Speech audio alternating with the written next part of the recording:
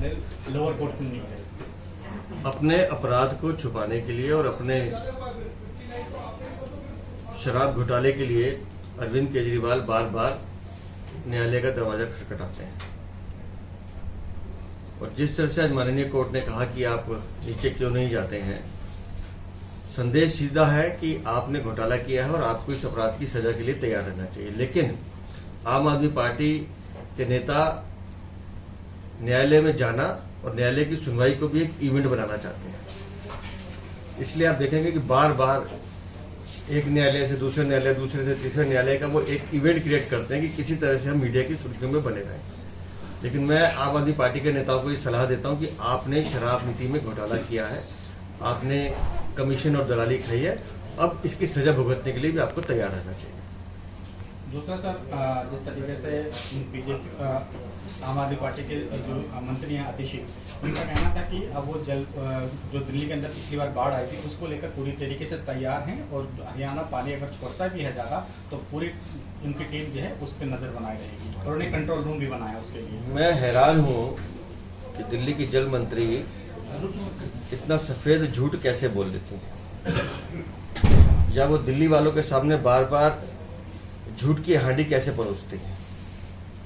यही दिल्ली की मंत्री मई जून से पहले दिल्ली में 24 घंटे पानी देने का वादा कर रही थी। इनके मुख्यमंत्री जो आज जेल में है वो तो 2024 तक हर नल में जल देने की बात कर रहे थे, हर घर में नल देने की बात कर रहे थे। और हमने देखा है कि दिल्ली कैसे एक एक बूंद के लिए तरस रही थी, कैसे दिल्ली में पानी के लिए हाहाकार मचा था, कैसे दिल्ली में लोग पानी के लिए एक दूसरे का गला काट रहे थे।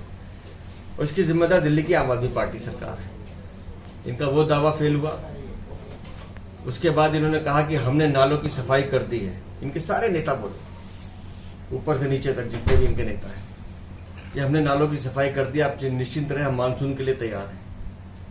और 1-2 घंटे की बारिश में हमने दिल्ली को जाम होते हुए देखा है, दिल्ली को जलमग्न होते हुए देखा है। ये इनका दूसरा दावा भी फेल हुआ और अब ये बाढ़ की तैयारी की बात कर रहे हैं। मैं उम्मीद करता हूं कि दिल्ली में बाढ़ ना आए, लेकिन आम आदमी पार्टी की सरकार के भरोसे अगर ये इंतजामों की बात कर रही है तो मैं बहुत अफसोस के साथ कह रहा हूं कि ये ढकोसलेबाजी है, सिर्फ लोगों को धोखा देने की कोशिश है। इनकी तैयारी कितनी है वो इन बारिशों में हमने देखने को मिल गया। सर, आम आदमी पार्टी का जिस तरीके से लोकसभा में गठबंधन था कांग्रेस के साथ, आज दोनों ही दलों ने कह दिया कि अब उनका गठबंधन दिल्ली के लेकर विधानसभा चुनाव में नहीं है, दोनों ही पार्टियां अलग अलग लड़ रही हैं। सुरजेवाला ने प्रेस कॉन्फ्रेंस में भी कहा है सर।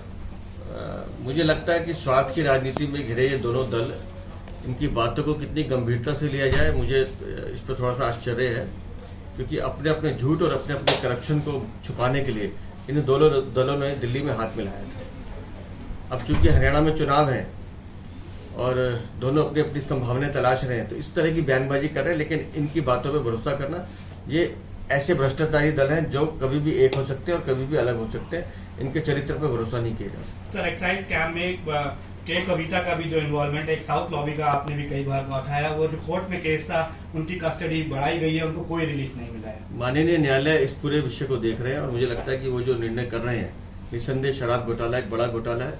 दिल्ली की जनता को ठगने का, लूटने का काम जो आम आदमी पार्टी की सरकार और बाकी के कविता जैसे लोगों ने किया है, उसकी सजा इनको अवश्य मिलेगी, ऐसा हमारा विश्वास है। सर, ईडी ने मंगलवार को अगर आपने हमारा अभी तक चैनल सब्सक्राइब नहीं किया है तो कृपया चैनल सब्सक्राइब कर लें, लाइक करें, शेयर करें, कमेंट करें। तो मिलते हैं फिर किसी और खबरों के साथ। नमस्कार।